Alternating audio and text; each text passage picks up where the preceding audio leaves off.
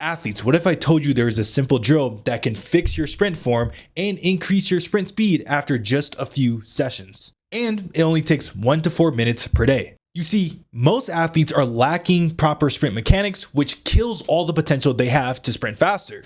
But after helping hundreds of athletes sprint faster, there's one drill series that fixes 90% of these problems. So in this video, I will show you how to sprint faster with this simple drill series progression. And I've used this progression to help multiple athletes sprint faster like you see on the screen right now with our online program, the Speed Academy. But before we hop into this series, you need to understand why your sprint form isn't improving even though you're doing a lot of drills. Most athletes are trying to sprint faster, but they focus on their technique in the air. They try to move their arms a certain way, drive their knees up harder, and stand up as tall as possible. But when most athletes sprint, you forget about all these cues and never end up getting faster. Because when you're competing, you have a fight or flight system that focuses on running as fast as possible, not running as smart as possible. This means when trying to sprint faster, you have to develop your technique subconsciously. And you have to develop the right qualities that are not just based on what you do in the air. So there are two basic concepts that we need to develop as athletes to make sure that we're increasing our sprint speed.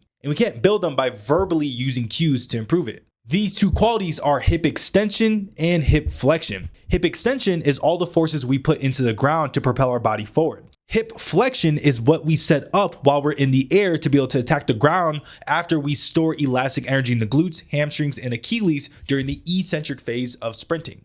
So to train these two qualities, most athletes do it incorrectly. They focus on using cues to improve both qualities, like for hip extension, they say push harder into the ground. And for hip flexion, people say drive your knees up as high as possible. But the problem is these might improve your speed in the short term, but this will not help increase your speed when you're racing because this is a short-term solution. You see, sprinting is the most complex human movement, and we can't focus on cues during max effort racing, like I said, because of our fight or flight system. So we have to focus on developing the physical qualities to improve our hip extension and hip flexion. And here's the news, strengthening these positions are easier than you think. So let's jump into the exercises that's helped my athletes do what you see on the screen right now, and even took me from struggling to sprint faster to running sub 0.9 second 10 meter fly. If you want to sprint faster like me and my athletes, click the top link in the description to join the Speed Academy, our online speed transformation program.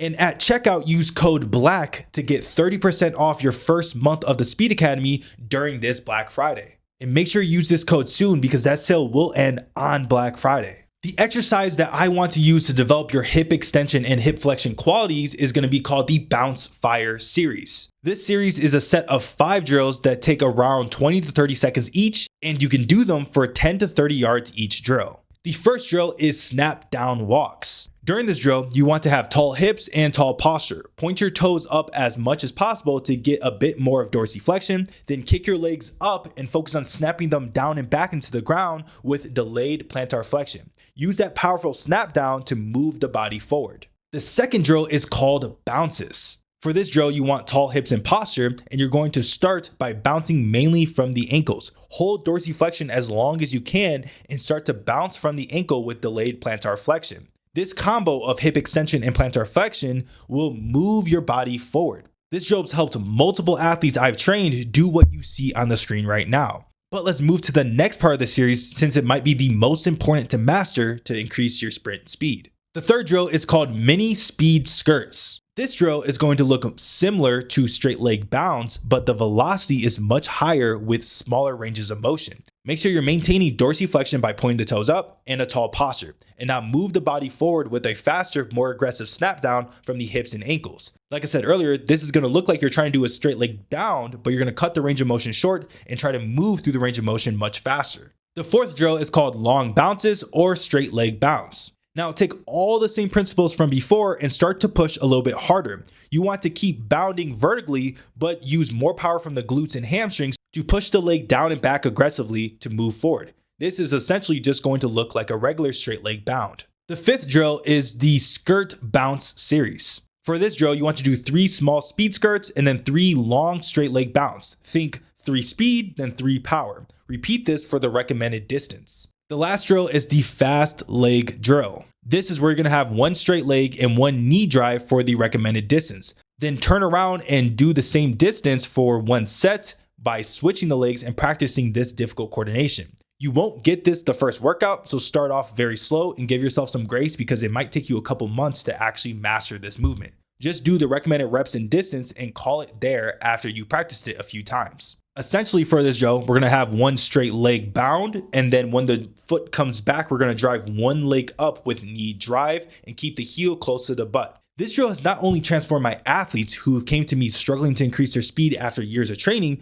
but it's also helped me get faster and more explosive. This series is great for developing the spring you need from the Achilles tendon, a lot of hip flexion strength in the firing patterns that you actually see in sprinting, and then you're doing a drill that focuses on developing your hip extension at a fast ground contact time. The problem we see with most promoted technique drills is that they only focus on improving your hip flexion capacity at end range strength, which is number one, not when we need the most hip flexion, and number two, not focusing on how we interact with the ground. In sprint speed, it's about how much force you put into the ground at the right speed and the right angle. This means a focus on hip extension and rapid hip flexion when the foot is behind the hip is most important. For sets of reps, you can do most of these drills around 1 to 3 sets of 10 to 30 yards, and this drill series fits well as a warm-up or a part of a workout when you don't have space to sprint. And here's how I would program in our online program, the Speed Academy. And if you want to join that program to increase your speed, power, and athleticism, click the top link in the description or the pinned comment to join our online program today. Now that you have the one series of drills to improve your sprint technique, you need the right plyometrics to pair with these sessions. So watch this video right here on a full guide on how to use plyometrics to increase your speed.